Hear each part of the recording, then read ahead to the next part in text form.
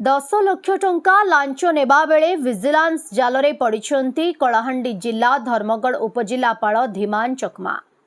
ସେ ସରକାରୀ କ୍ୱାର୍ଟର୍ସରେ ସ୍ଥାନୀୟ ଜଣେ କ୍ରସର ବ୍ୟବସାୟୀଙ୍କ ଠାରୁ 10 ଲକ୍ଷ ଟଙ୍କା ନେବା ସମୟରେ ଧରା ପଡ଼ିଛନ୍ତି। ବ୍ୟବସାୟୀଙ୍କୁ 20 ଲକ୍ଷ ଟଙ୍କା ଲାଞ୍ଚ ମାଗିଥିବା ବେଳେ ଆଜି ସନ୍ଧ୍ୟାରେ 10 ଲକ୍ଷ ପ୍ରଥମ କିସ୍ତିରେ ନେଉଥିଲେ। ହେଲେ ଏନେଇ ଭିଜିଲାନ୍ସ ଖବର ପାଇ ସକାଳୁ ତାଙ୍କୁ ଟ୍ରାକ୍ କରୁଥିଲା। ସନ୍ଧ୍ୟାରେ ଉପଜିଲ୍ଲାପାଳ ସରକାରୀ ଗାଡ଼ିରେ କ୍ୱାର୍ଟର୍ସକୁ ଯାଉଥିଲେ। ତାଙ୍କ ଗାଡ଼ି ଯିବାର କିଛି ସମୟ ପରେ ଭିଜିଲାନ୍ସ ଗାଡ଼ି ପଶିଥିଲା। ଏହା ପରେ ତାଙ୍କ ଘର ଡ୍ର ଯାଞ୍ଚ କରିବା ପରେ 10 ଲକ୍ଷ ଟଙ୍କା ମିଳିବା ପରେ ତାଙ୍କୁ ଭିଜିଲାନ୍ସ ନିଜ ହେଫାଜତକୁ ନେଇ ପଚରାଉଚରା କରିଥିଲେ। ହେଲେ ସେ ତାର ଉତ୍ତର ରଖିନଥିଲେ।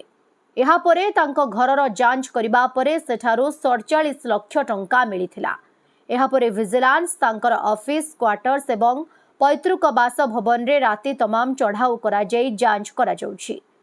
2021 ବ୍ୟାଚ୍ର ଆଇଏଏସ୍ ଅଫିସର ଧୀମାନ ଚକମା ନିଯୁକ୍ତି ପରେ ଦୁର୍ନୀତିରେ ବୁଡ଼ି ରହିଥିଲେ। ସେ ଲୋକଙ୍କୁ ଧମକାଇ ଲାଞ୍ଚ ମାଗୁଥିଲେ ବୋଲି ଅଭିଯୋଗ ହୋଇଛି। ଏହିଭଳି ଜଣେ କ୍ରସର ବ୍ୟବସାୟୀଙ୍କୁ ଲାଞ୍ଚ ମାଗିଥିଲେ। ତାଙ୍କୁ 20 ଲକ୍ଷ ଟଙ୍କା ଦେବାକୁ ଦାବି କରିଥିଲେ। ହେଲେ ବ୍ୟବସାୟୀ ଧୀମାନଙ୍କ ଏଭଳି ଅତ୍ୟାଚାର ସହି ନ ପାରି ଭିଜିଲାନ୍ସ ନିକଟରେ ଅଭିଯୋଗ କରିବା ପରେ ତାଙ୍କୁ ଧରିବାକୁ ଜାଲ ବିଛାଯାଇଥିଲା।